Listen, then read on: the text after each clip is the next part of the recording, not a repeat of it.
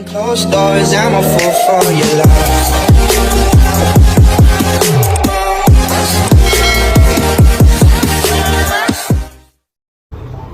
Assalamualaikum warahmatullahi wabarakatuh. Perkenalkan, nama saya Kristina Filza dengan NIM 42032100007, Program Studi Kimia Universitas Negeri Medan. Di sini saya akan menampilkan dan mendemonstrasikan alat uji kepolaran, yang dimana alat uji kepolaran ini berfungsi untuk menentukan suatu senyawa itu bersifat polar ataupun nonpolar. Sebelumnya, senyawa polar adalah suatu senyawa yang terbentuk akibat adanya suatu ikatan antar elektron pada unsur-unsurnya. Hal ini terjadi karena unsur yang berikatan tersebut mempunyai nilai keelektronegativitas yang berbeda. Nah, ciri-ciri senyawa polar adalah dapat larut dalam air dan pelarut polar lainnya. Yang kedua, memiliki kutub positif dan kutub negatif akibat tidak meratanya distribusi elektron.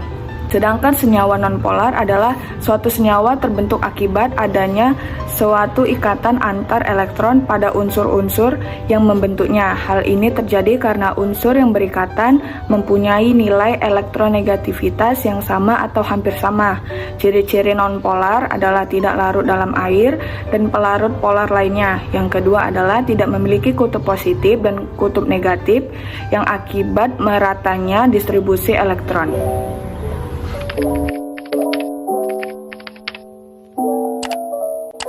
Ini adalah sebuah alat uji kepolaran yang terbuat dari kayu, yang dimana di sini adalah untuk meletakkan perlengkapan-perlengkapan yang akan digunakan.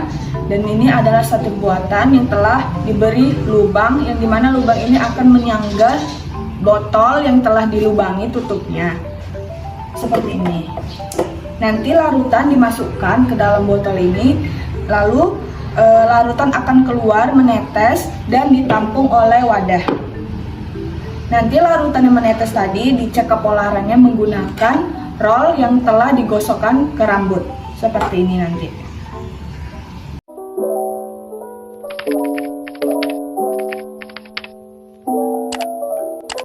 Bahan-bahan yang akan kita cek kepolarannya adalah air,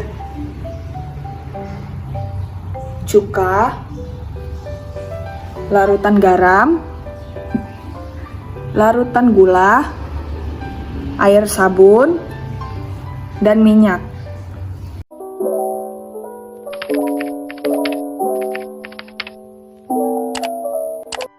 Bahan pertama yang digunakan adalah air.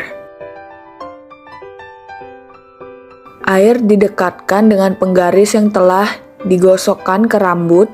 Dapat dilihat air berbelok ke arah penggaris yang menandakan air bersifat polar. Bahan kedua yang digunakan adalah asam cuka.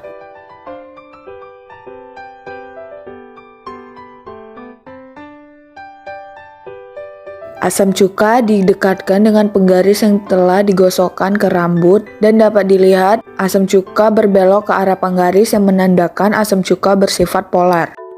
Bahan ketiga yang digunakan adalah larutan garam. Larutan garam didekatkan dengan penggaris yang telah digosokkan ke rambut, dan dapat dilihat larutan garam berbelok ke arah penggaris yang menandakan larutan garam bersifat polar. Bahan keempat yang digunakan adalah larutan gula. Larutan gula didekatkan dengan penggaris yang telah digosokkan ke rambut. Dapat dilihat larutan gula berbelok ke arah penggaris yang menandakan larutan gula bersifat polar. Bahan kelima yang digunakan adalah air sabun. Air sabun didekatkan dengan penggaris yang telah digosokkan ke rambut, dan dapat dilihat air sabun berbelok ke arah penggaris yang menandakan air sabun bersifat polar. Bahan terakhir yang digunakan adalah minyak. Minyak didekatkan dengan penggaris yang telah digosokkan ke rambut, dan dapat dilihat minyak tidak terjadi pembelokan, yang dimana artinya minyak bersifat nonpolar.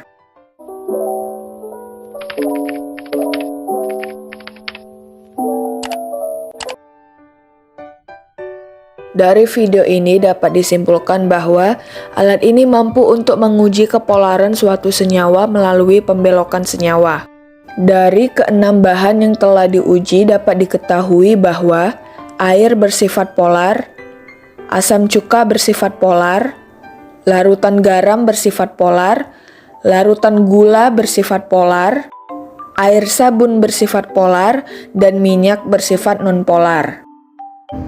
Sekian penjelasan tentang alat uji kepolaran dari saya. Wassalamualaikum warahmatullahi wabarakatuh.